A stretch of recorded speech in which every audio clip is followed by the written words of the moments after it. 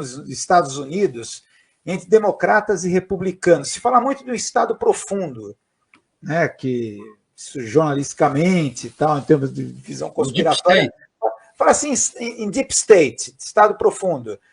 Mas o que significa essa oposição entre Biden e Trump, entre democratas e republicanos? Quer dizer, é uma diferença real?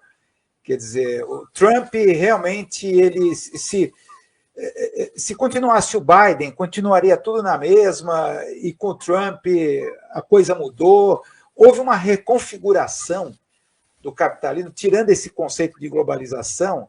Podemos falar de uma reconfiguração do capitalismo, da produção de valor dentro do capitalismo?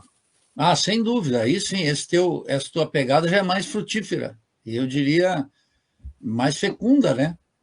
Claro que tem uma alteração profunda nas formas de produção de valor, né? Entre outras coisas, porque a revolução científico-técnica permitiu capitais, como Marx diria, de composição orgânica cada vez maior, quer dizer, a força de trabalho diminui e a magnitude do capital envolvido em formas tecnológicas cresceram violentamente, aqui para dizer de uma forma que todos entendam. Então, há uma revolução nos transportes, há uma revolução nas comunicações e há uma revolução no chão da fábrica. É precisamente isso, em que as máquinas estão substituindo em larga escala o trabalho humano. Isso a inteligência artificial. E mais esses fenômenos da inteligência artificial, etc., isso que se conhece como inteligência artificial. De todas formas, isso significa que pode estar ocorrendo, com muita segurança, uma revolução no valor, né? Então, isso significa que o capitalismo se torna, a meu juízo, cada vez mais irracional. Por quê? Porque, dado que a produção de riqueza é cada vez mais obtida com menos trabalho humano, uma das consequências teria que ser a redução da jornada de trabalho em escala global.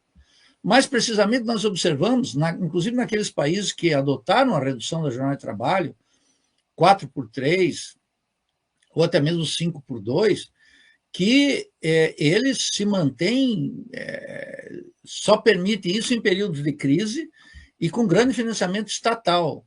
A despeito de uma grande parte do proletariado mundial está submetido a jornadas que é 8x1, 9x1 e 10x1.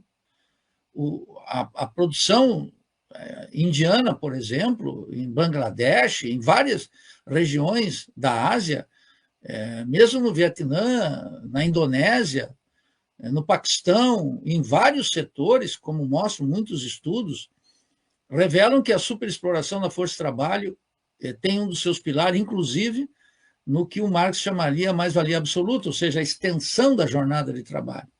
E isso é um contraste absoluto com as condições técnicas de produção de riqueza que poderiam estar minorando o sofrimento humano, se não eliminando da face da Terra. De tal maneira que, se observamos a evolução científico-técnica na produção capitalista em escala global, ela contrasta com as condições de milhões de seres humanos, milhões, que estão submetidos a mais vil exploração no trabalho, ou inclusive privados do trabalho, o que mostra uma absoluta irracionalidade do sistema e a necessidade do socialismo e da revolução, a despeito, Wilson, de parecer mais distante. Bom, como isso está acontecendo nos Estados Unidos, os Estados Unidos perderam há muito a coesão social. Há uma diferença entre a China. A China tem uma extraordinária, e nós teríamos que discutir muito isso, por que a China logrou uma coesão social? Não é por causa do controle do Partido Comunista, é também pelo controle do Partido Comunista, mas é pela Revolução de 49, é pela Constituição milenar da China que permitiu ela ter uma coesão social. Não é o caso dos países europeus e dos Estados Unidos. Os Estados Unidos não têm uma coesão social. Por quê? Porque milhões de trabalhadores latino-americanos estão sendo expulsos, ou quando não estão sendo expulsos, de maneira vil, inclusive aqueles que têm condição migratória legal e possuem o green card, eles estão submetidos a um padrão de exploração que confina a maioria dos trabalhadores latinos. E uma minoria também, uma parte significativa 9,8%, 10% da população negra, em condições terríveis lá dentro. E, claro, e um proletariado branco também ultra explorado. De tal maneira que combina regiões em tremenda degradação e regiões pujantes. Você sabe disso, mas o nosso público em geral, ninguém mais estuda os Estados Unidos. Eles gostam, eles têm tesão pelos Estados Unidos, mas não estudam os Estados Unidos. É como amar uma mulher bela sem conhecer sua alma, percebe?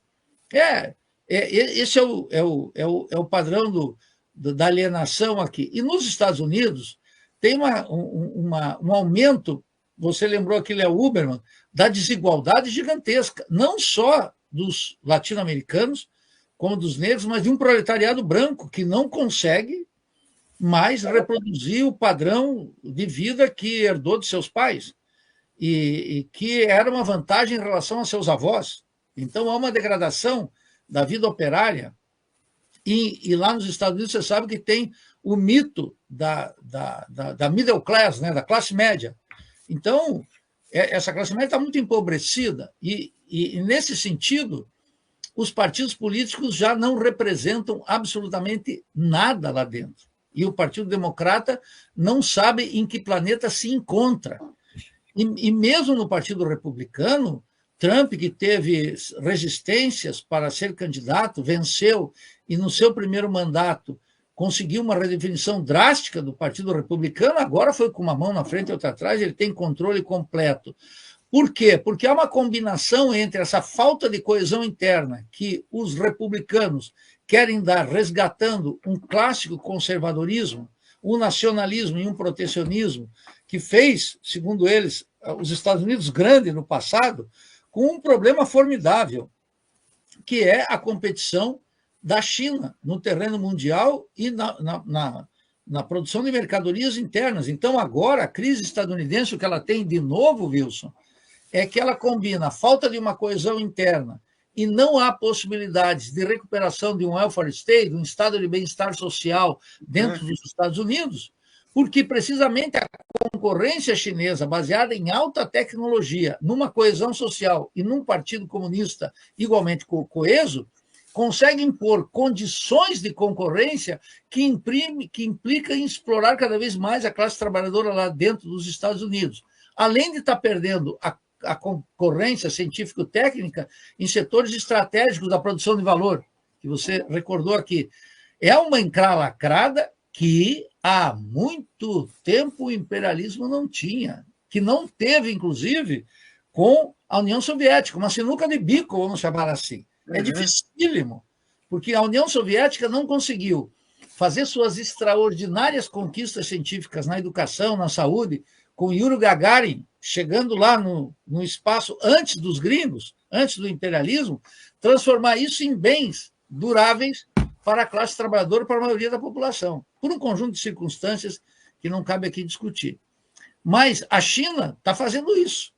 E tem algo muito mais importante no caso da China comparado com a União Soviética, que é a magnitude da transformação. Tudo na China, Wilson, meus camaradas, é de milhões. Qualquer produto que nasce lá tem que nascer com uma escala.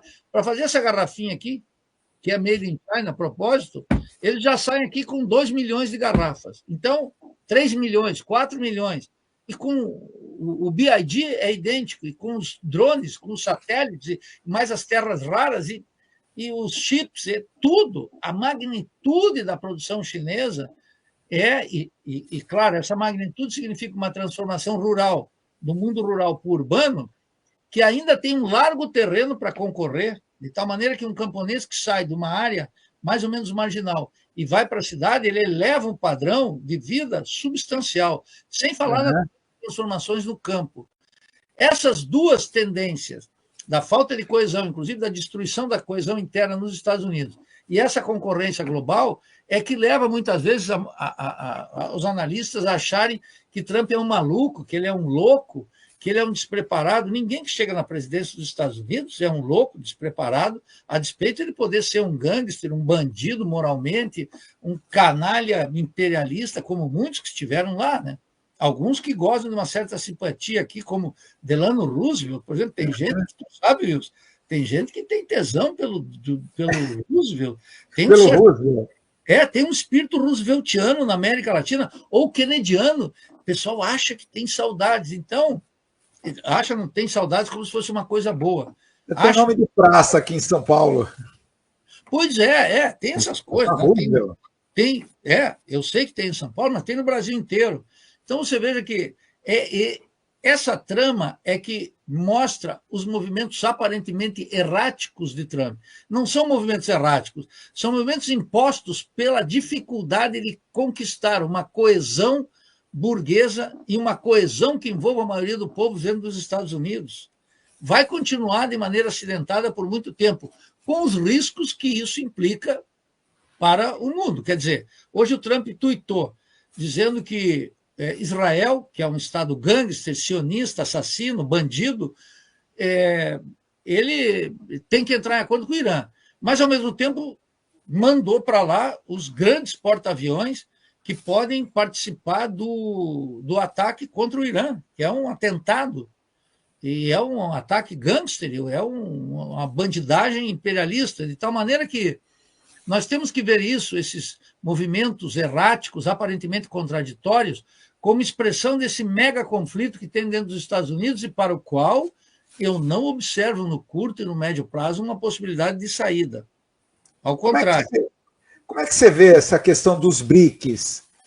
Né? Que muitos analistas estão colocando que esse ataque, né, ao Irã é um ataque aos BRICS. Essa é uma conversa petista. Um analista até falou, cadê os BRICS quando precisamos deles? Né? A questão da China e Rússia aí em defesa ao Irã. Como é que você vê essa questão dos BRICS? Bem, os BRICS é também